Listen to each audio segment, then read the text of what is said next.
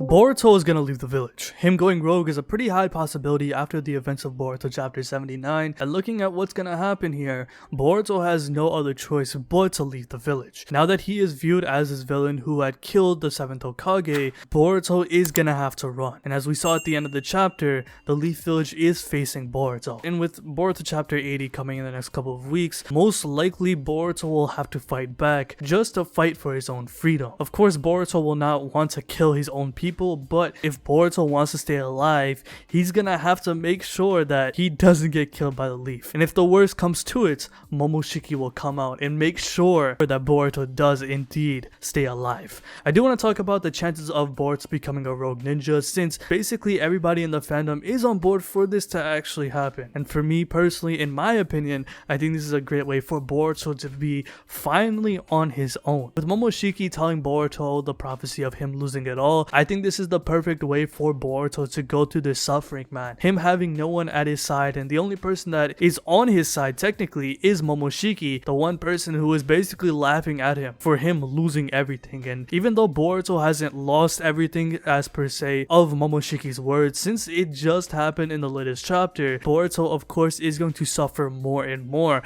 as the manga progresses. So with that being said, Boruto is gonna have to leave the village, man. He is not gonna be able to stay. As we saw, Momoshiki did tell Boruto that everybody in the leaf is gonna try to hunt him down and kill him, since he was framed for killing the 7th Hokage. So with that being said, Boruto's not gonna be able to go home, hop on that ninja switch and play that Super Naruto, you feel me? So he's gonna have to dip, man. And I think the biggest problem with Boruto leaving the village is that he's gonna be tracked the entire time. Now of course, as we saw at the end of the chapter, Boruto was facing the entire village, where I do presume he's still inside the leaf. Boruto is still gonna be able to be tracked by the sensory ninja since he's inside the leaf village. However, with the Osasukis having the ability to hide their presence, making it impossible for them to be tracked down, you may think Boruto may actually have a chance to run away. However, the biggest problem with that is that Eida does still exist. With the help of Kawaki, we did see her activate the omnipotence jutsu last chapter. However, the one OP jutsu that Eida has over everybody is that she has the Senringan. She is the all-seeing, all-knowing, and as we know, when it comes to that Senringan ability,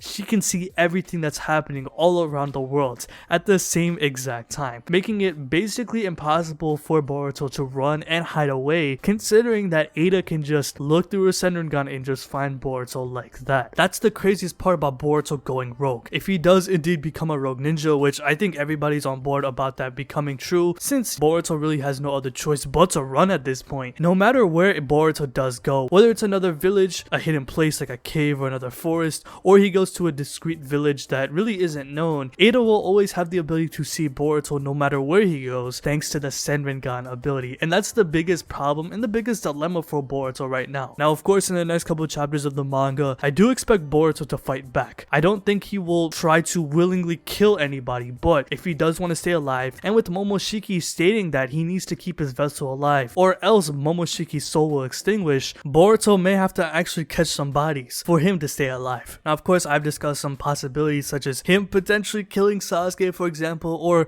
maybe Momoshiki awakens and start catching some bodies. But at the end of the day, for Boruto to bounce and dip, he's gonna have to find a way to make sure that he doesn't get killed, and that's the most important part. If he does indeed leave the Leaf Village, he's gonna have to find a way to make sure he stays alive. And with Eida being the all-knowing with her Senringan eyes, no matter where Boruto goes, he will always be tracked down. And with the Leaf Village being against Boruto trying to kill them, since they think that he was the one who killed Naruto, not only will the Leaf Village try to track down Boruto, but all the other 5 great nations and potentially other nations as well that aren't among the 5 great nations. Not only will this be for the Leaf to try to get back for Boruto for killing the 7th Hokage, but also there's going to be bounties put on Boruto's head if the story does go down this route. And with Eida having the Senringan eye, no matter where Boruto goes, he will have to continue running. And I think the most dangerous part about Eida existing is the fact that she can control anybody as long as they aren't Osasuke and they aren't blood relatives. It's stated prior with her charm effect, she can control basically the entire world if she wanted to. And with Kawaki, now that he's in the role of Boruto initially, prior to the omnipotence activated, he is now being seen as the hero. And if Kawaki really wanted to, he can send and control anybody to go ahead and try to hunt and kill Boruto if he truly wants to do that. Since Kawaki's goal right now is to eliminate eliminate all of the Otsutsuki, and it seems like this goal is starting with Boruto, of course. If Kawaki truly wants to go ahead and accomplish this goal, he can use Eida by his side and control everybody due to the charm ability and the effect that she has to essentially track down Boruto. No matter where Boruto goes, he will always be discovered thanks to Eida's Senringan Eye, and knowing that she can see everything at the same time around the world. I think the best way for Boruto to leave the village is in fact to escape the entire world. We know that with Boruto's Karma Seal, he can go into other dimensions, as we saw in the battle against Ishiki. Boruto did teleport Ishiki outside of the Hidden Leaf Village to a completely different dimension. However, the biggest problem with that as well is Eida can also see that. When Eida was first introduced into the Boruto series, she did state that she had a fun time seeing Ishiki getting killed by Kawaki. So the craziest thing about Eida's Senringan is that not only can she see everything around the world at the same time, she can peer into other dimensions. And we know this because Ishiki was killed by Kawaki in Boruto's Karma dimension. So with that being said, as I stated prior, no matter where Boruto does go, whether it's around the world, in other dimensions via the Karma, or even the Jogan, Eida will always see him through that Senringan Jutsu. And that's the most insane part about it. And with Kawaki wanting to eliminate all of the Otsutsuki, Kawaki is going to be on demon timing, man. He's going to get the entire world around him to make sure Boruto does indeed get killed. And as long as Eida wants to be with Kawaki, as we've seen in the latest chapter, they will continue to work together to make sure Boruto does indeed get killed. With that being said, I wouldn't be surprised at all in the next couple of chapters if Eida and Kawaki decide to get all the villages around them to try to track down Boruto. That's the most insane part about Boruto's character right now. He has absolutely nobody on his side, and with Momoshiki stating that Boruto eventually will lose his willpower and break down, he will not want to live anymore in the same world as everybody else. Now, I've discussed some things that can potentially break down Boruto to the point where he doesn't want to live anymore. For example, killing somebody like Sasuke, or killing close people, or maybe even somebody like Kawaki or Eida, killing people that are close to Boruto. Boruto hasn't reached that breaking point yet. This whole omnipotence reverse jutsu that happened between Boruto and Kawaki has just occurred, and it really hasn't hit Boruto in the heart yet. He hasn't felt the weight of the omnipotence yet in the story. Boruto is going to still go through some things that will eventually break him down to the point where he's going to lose that willpower. And Boruto, knowing his character, he has an incredible amount of willpower when it comes to living, right? Every time Momoshiki has come out, Boruto has fought back to gain control of his own body. Once he does indeed go through that breaking point, he will not want to gain back control of his body once he does lose that willpower. And once that does happen, Momoshiki will continue to start bodying people as long as he does stay alive. And I think that's the most interesting part about Boruto's character, because at this point, once he does lose it all, he will have nobody by his side except the one person who he essentially despises him, and that's Momoshiki. And there are some things in the story that could happen that could help out Boruto once he does feel the weight of him losing everything, and that is potential characters that could come back into the storyline. Characters like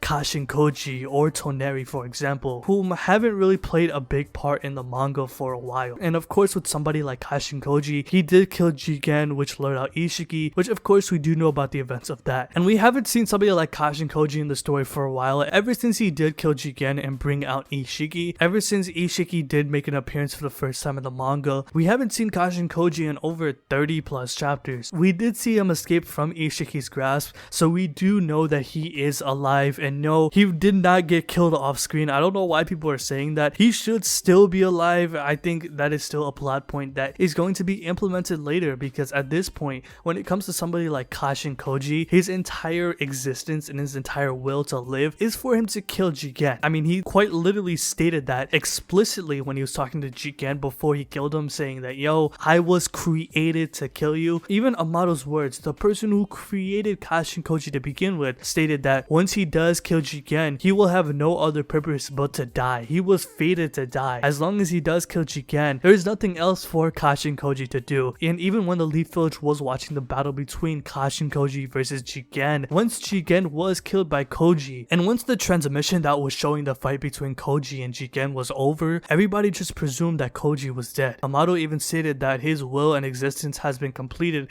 There's nothing else for it to be done. And even Naruto stated that, yo, I feel like there's something familiar with this guy. Of course, we know that Koji's true identity is that he is a clone of Jiraiya, and unfortunately, we will never see Naruto meet with Koji. I feel like that's something that I'm kind of pissed about. We didn't really get to see Koji meet Naruto. I feel like that could have been something crazy. Maybe this could be shown later in the story if Naruto ever does come back, and if Koji does get reintroduced into the story. But when it comes to somebody like Kashin Koji, if he does come back into the storyline, which I definitely do think there's a chance of him coming back, since he's not dead, he wasn't explicitly shown to be killed, he's still alive somewhere even though his body was completely crushed by Ishiki. If the chance that Koji does come back, he could help out Boruto, man, because at this point for Kashin Koji's character, he doesn't really have a will or purpose in his character anymore. His entire purpose of his creation was to take down Jigen, and now that he fulfilled this and escaped this reality of getting killed, just like how Jiraiya was killed by Pain, he has zero purpose right now. And I feel like the one purpose that could fulfill Koji right now is for him to train Boruto, and that also applies for somebody like Toneri. Toneri, while he hasn't made an appearance in the manga yet, he was shown in the anime pretty extensively in the beginning of the series, when Boruto was activating the Jogan quite frequently in the beginning of the Academy arc. For example, Toneri did state that the Jogan will help Boruto out. Boruto will be the star of hope to save everybody from this treacherous evil that is coming. And at least in my opinion, this treacherous evil that is incoming that Toneri hinted in the beginning of the anime is the omnipotence that was activated by Eida. And the evil that Toneri was hinted at most likely could be something like the Osusuki clan if there are more Osusuki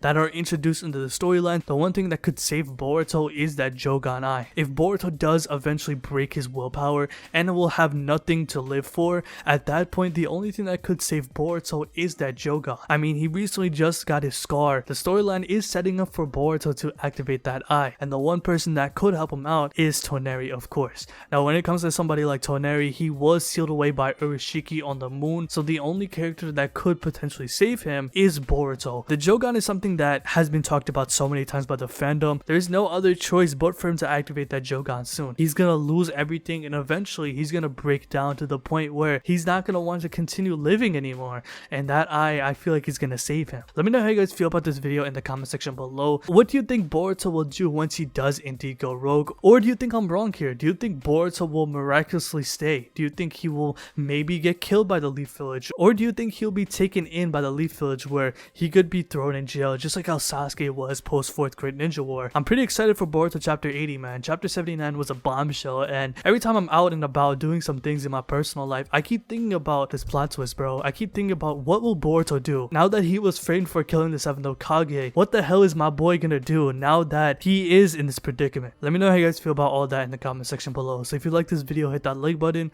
subscribe, hit the bell as well, and have a good day. Peace.